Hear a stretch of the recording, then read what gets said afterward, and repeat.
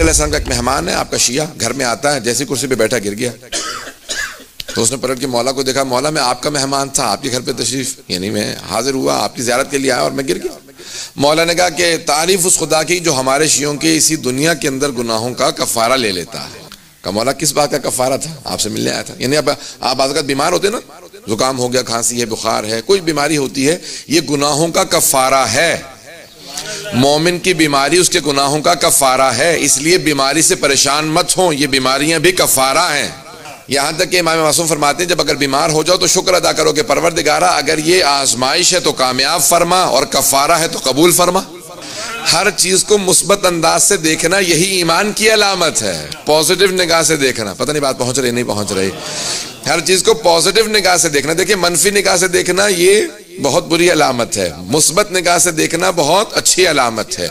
मैं यहाँ पे एक जुमला कह के आगे बढ़ूंगा कि जनाब अमीर की उस बात को मुकम्मल करना चाहता हूँ। तो जैसी मौला ने कहा कि तारीफ उस खुदा की जिसने हमारे शियों के, हमारे मानने वालों के गुनाहों का कफारा दुनिया ही में ले लिया। का मौला मैंने कौन सा गुनाह किया था? मैं तो आपसे मिलने आया था। का तू इस कुर्सी पे बैठा था बगैर बिस्मिल्लाह पढ़े? जब तू मेरा मेहमान है, अपने मौला की बारगाह में मौजूद है जो बाय बिस्मिल्लाह का नुक्ता है। जब मैं तफसीर पेश करूंगा, अब सुन रहे हैं लोग गिरामी, अब ये बिस्मिल्लाह की बहुत ज्यादा अहमियत। अब हर चीज से पॉजिटिव चीज को लेना। देखिए पॉजिटिव से पॉजिटिव लेना और नेगेटिव से नेगेटिव लेना ये तो आम रूटीन है या नहीं है? वो इंसान बहुत पस्त है जो पॉजिटिव से भी नेगेटिव ही तलाश कर रहा होता है, वो बहुत पस्त होता है, ज़हनियत उसकी बहुत छोटी होती है। पॉजिटिव से पॉजिटिव लेना, नेगेटिव से नेगेटिव, ये आम लोगों की आदत होती है। लेकिन आइम्मा अहले बैत अलैहिस्सलाम कहते हैं नहीं, पॉजिटिव से पॉजिटिव लेना ये तो आम लोगों की आदत है। हम तो नेगेटिव से भी पॉजिटिव ही हासिल करते हैं, मनफी से भी मुस्बत हासिल करते हैं। तवज्जो से सुनिए के जुमले को। 7वें इमाम जिंदान में है और जिंदान में पूछा कि भाई ये क्या तस्बीह करते हैं? तो जिंदान के जो दरोगा जिंदान था उसने कहा मैं अक्सर जाके कान लगा के सुनता हूं तो अल्लाह से कह रहे होते हैं परवरदिगारा मैं तेरा कैसे शुक्र अदा करूं, मैंने तुझसे तन्हाई मांगी थी, तूने ऐसी तन्हाई दी है कि ना सिवाय तेरे कोई और है ना सिवाय मेरे कोई और है। कितना प्यारा अंदाज है इमाम अलैहिस्सलाम का परवरदिगारा कैसे शुक्र अदा करूं। यानी इमाम उस जिंदान को भी नेगेटिव नहीं ले रहे, उसमें से भी पॉजिटिव चीजों को तलाश कर रहे हैं। जाने गिरामी, जब आप अपने तमाम तर चीजों के अंदर पॉजिटिविटी पैदा कर लेंगे तो आप पॉजिटिव एनर्जी भी लेंगे और आपके तमाम काम पॉजिटिव भी होते चले जाएंगे, मुस्बत होंगे और आपका अजर भी आपकी नीयत की वजह से बढ़ता चला जाएगा। क्योंकि अजर इंसान की नीयत और उसकी उस बर्दाश्त के तहत होता है, उसकी जो इंसान उससे हासिल करता है। तो पॉजिटिविटी हासिल करेंगे तो खुद ब खुद आपकी एनर्जी तब्दील होती चले।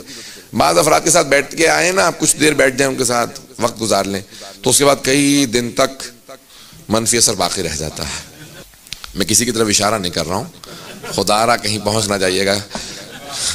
तो अज़ान कुछ लोगों के साथ बैठने के बाद नेगेटिव एनर्जी इंसान पे कर रहा होता है, वो इतने मनफी होते हैं हर चीज़ के अंदर, मुमकिन ही नहीं है ये हो जाए, ये तो हो ही नहीं सकता, ये तो ऐसा तो है ही नहीं, तुमने तो कामयाबी होगी नहीं। और एक आदमी के पास आप जाएंगे इतनी पॉजिटिव एनर्जी देता है कि इंसान खुद ज़हनी तौर से, नफ्सियाती तौर से डाउन होता है, लेकिन कुछ देर उनके साथ बैठने के बाद इतना मुस्बत हो जाता है, तवज्जो हो, इतना पॉजिटिव हो जाता है कि उससे न जाने कितनी इसने पॉजिटिव एनर्जी ले ली है, कुछ लहजात उसके साथ गुजारे हैं लेकिन पॉजिटिव हो जाता है।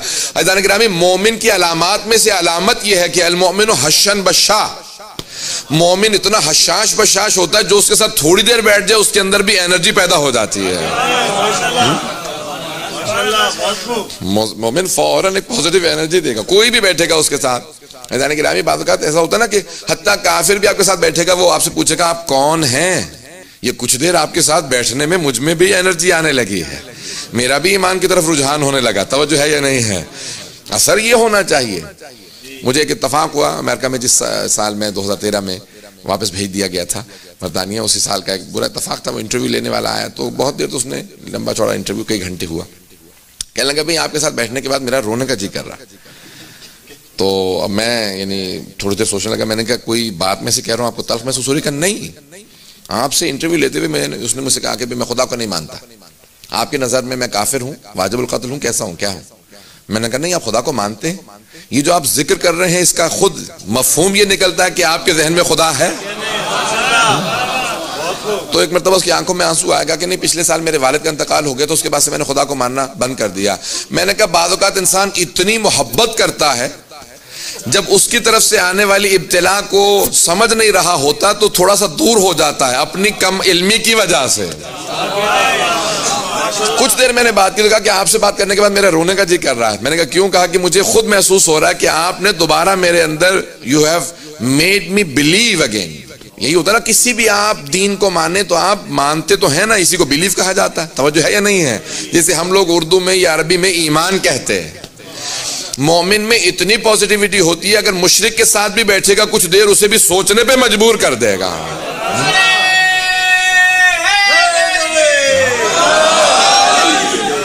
तवज्जो है क्या? इतनी पॉजिटिव एनर्जी होनी चाहिए आपके अंदर कि आपके चेहरे बताएं हाँ ये ईमान वाले आ रहे हैं।